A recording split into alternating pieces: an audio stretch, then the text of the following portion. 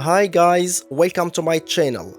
My name is Ahmed and in today's video I'm going to show you how to save Instagram videos to gallery without apps.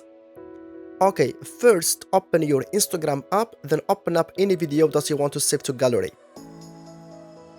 Then tap the share button over here. Then tap copy link. After that, open your browser, then go to iqsave.com. I leave you the website link in the description or in the first comment, okay? Then paste the video link here. Then tap download.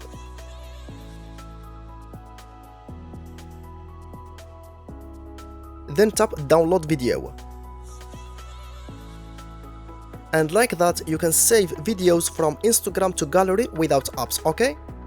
Okay guys, hope you find this tutorial useful and helpful, and if you do, then please like, share and subscribe for more tutorials.